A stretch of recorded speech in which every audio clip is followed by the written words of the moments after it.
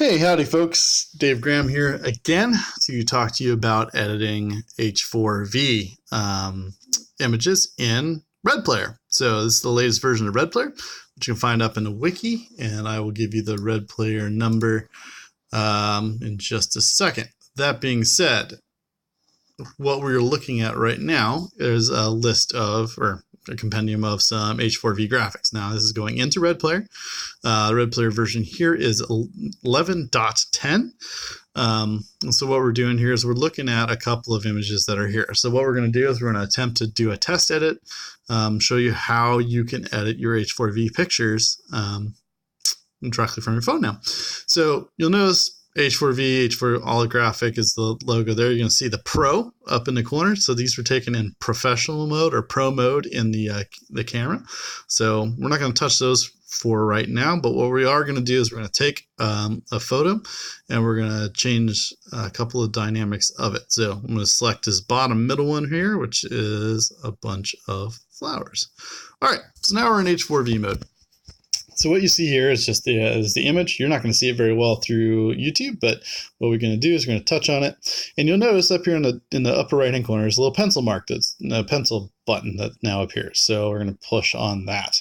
Now all of a sudden you have three different options now at the bottom: H4v Depth, Bokeh, and H4v Focus. Now some of these things are going to be applicable, some of these things are not, based on what you're seeing. However, based on how you're perceiving this through YouTube. But what we're going to do is we're going to try some basic manipulation here of these. Now this is in portrait mode. We can flip this over into landscape mode if we want to, but for the sake of time and effort and energy, we're just going to focus on this right now. And now you can see my little face in the corner. So let's start with H4v Depth. Now this is adjusting where along the continuum, as I understand it, that H4v edge is going to be. So standard right here is 31%. We can increase this. And so what you'll see is a little bit extra dimensionality on some stuff. Now your head, when it moves left and right now, as you start to look at an image, it's going to have, there's going to be a very, very tightly defined sweet spot at this point. So what you're not seeing here necessarily is that it ghosts edges pretty quickly the deeper you go.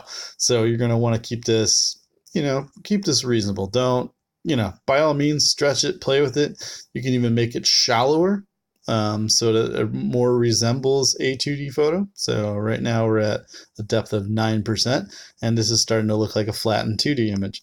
So where it was when I started was about 31%. Boop, let's drop that back there. 32, does that 32 work? 31, so we're going to keep it there. We're going to hit done. Next thing we're going to do is adjust to bokeh, right? So depth of field here. Now, right now it's at 40%. You can see in the background those roses are getting a little, are a little blurred, which is great because the focus here is I want to show the dimensionality of this picture. I want to show how in a bouquet, these various layers kind of stack onto each other. Actually, these were flowers that were in buckets on the floor, but I want to show kind of the dimension here because there is multiple layers to this image. So again, I can increase the bokeh in the background. They're at 90%. You'll notice it really drops the background out. Now, I had previously said in my how-to last week that changing the bokeh or removing some of the focus in the background would enable eyes to not flutter so much or not to have some so much issue with things. And the reason being is you're removing a lot of the scenic detail that the eye is trying to perceive. And instead, you're just seeing a mass of color or a wash of color. So this could be helpful depending on the scene. In this case, I like the bokeh where it was. So I'm actually just going to hit cancel on this and go back. I'm going to hit cancel. Come on. Red player stopped. Whoa. Let's try it again. Let's get back in there. I'm going to go back to edit. Now we're going to do H4v focus. All right. So this is where we want the focal plane to be. All right. So right now it's an offset of minus 0.2 pixels. So we can increase that. And what you're going to see from your eyes, you may not be seeing this so much through YouTube, but what it's doing is just shifting wear that kind of apparel thing. And this can get super blurry and make you super nauseous real quick. So be very judicious with where this is going.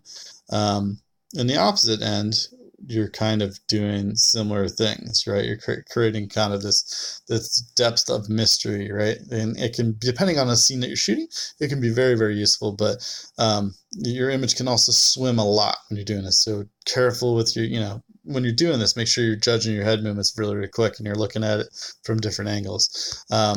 Where I had it before at 0.2 seems to be a really good mixture for this particular set. So I'm going to hit done. Now what you can do here is you can save.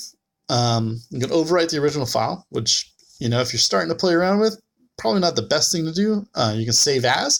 Save as a different file name. So we can go in here and save as. We're not going to go into recent. We can go into, let's go into my disk. DCIM, camera, and we'll select this. You can see here I got a nice beer folder and not able to save there. So it still wants to save on local disk. So let's go back, save as, camera.